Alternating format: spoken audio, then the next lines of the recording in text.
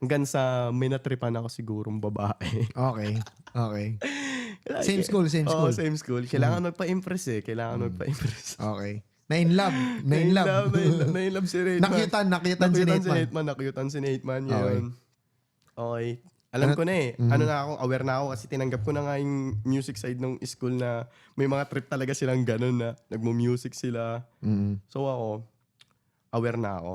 Ngayon, ang ginawa ko ng kanta, yung babaeng yun. Okay. Gumawa ko ng kanta para sa babaeng yun. Hindi ako nag-rap dahil gusto ko eh. Gusto kong impressin. Kumbaga, gusto kong ma-impress. Doon nagsimula muna? Oo, doon nagsimula muna. Kumbaga, ayun, sulat-sulat, hanap beat sa YouTube, ganon. Tapos, hindi ko sinasarili ko lang, hindi ko pinaparinig sa kanila. Alam na ni CKYG to? Hindi eh. Wala. Matagal niya bago nalaman na nagsusulat ako. Siguro may buwan, mga 3 buwan, ganon. So, hindi niya rin alam na nag-hangout ka sa mga musicians sa school? Oo, sa ganon, hindi niya alam. Kasi hindi ko kinikwento sa kanila. Kinikwento ko lang sa kanila na ansaydong gago.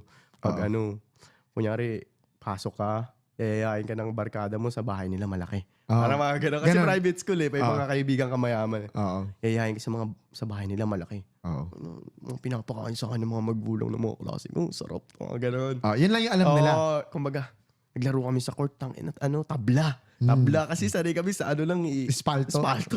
Semento. Semento lang eh. Naglaro kami sa tabla. Mahal nga ng bayad pero nilibre ako sa tropa dun. Mga ganun lang nakikwento ko sa nila.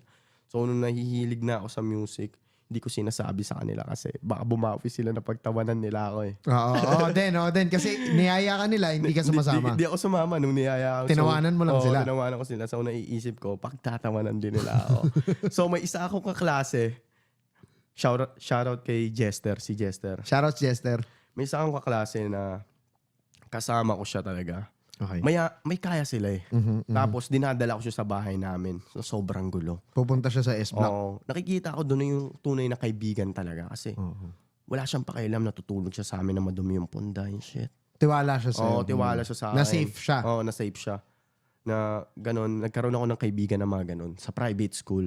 Dahil sa pakikisama rin, dahil sa pakikisama. Hindi na nga dahil sa pakikisama kasi sobrang kupal ko sa kanila eh. Talagang ewan kung ba't tanggap nila ako eh. Tanggap ako ng mga ibang kaibigan namin. Sobrang kupal ko dog tipong bully. Siya yung binubully ko sa school pero siya yung sumasama lang sa akin sa mga ganun. Okay. Siya yung pag niyaya ko sa bahay, hindi ako mahihiya. Okay. Kahit alam mong meron siyang... kasi may mga kaibigan kami na hindi ko pwede ayain sa bahay namin. Alam mo, sobrang mandidiri sila sa akin. Parang ganun. Parang pagpasok ng school, pagtatawanan nila ako. Siya hindi ganun. Okay. Ganun. Kumbaga down siya. Tapos sa kanya ko pinaparinig yung mga songs ko. Okay. Jester, shoutout sa'yo. Jester, shoutout sa'yo. Tangina mo to. Okay. Pinaparinig ko sa kanya yung mga kanta ko na diba yun, may ini-impress ako sa school. Nagtuloy-tuloy yun na gumagawa ako ng kanta para sa babae. So, hindi ako trip ng babae. Syempre, kahit anong pampa-impress ko sa kanya, hindi ako trip ng babae. Wala akong magagawa. So, ginagawa ko siya ng ginagawa sa iba't ibang babae. Hanggat So, doon ka nasanay gumawa ng kanta? Oo, doon ako nasanay na upload ko sa Twitter. Sobrang boom ng Twitter noon eh. Okay. Pag nag-upload ka ng music, talagang yung retweet, tapos may mga puso-puso. So, parang, tangina, may magugustuhan ako ng isa sa mga ganito. Ganun. So, doon na yung music ko na parang pampa-impress lang sa mga chicks. Kaya hindi nyo masisisi kung ba't puro babae yung lyrics ko eh. Doon ka talaga nahubog. Doon ako nahubog sa pampa-impress lang. And then?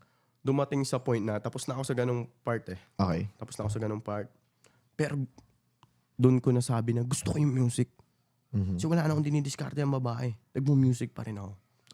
Kahit wala ka ng pag-dedicate nung song, gagawa ka pa rin ng song. Gusto ko pa rin gumawa. Ewan ko kung bakit ganun.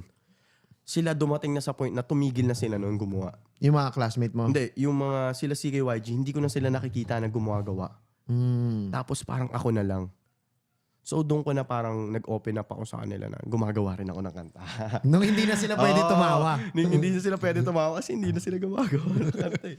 Hindi ko sila nakikita na gumagawa ng kanta. So binida ko na gumagawa din ako ng kanta. So nagbalikan kami ngayon. Okay.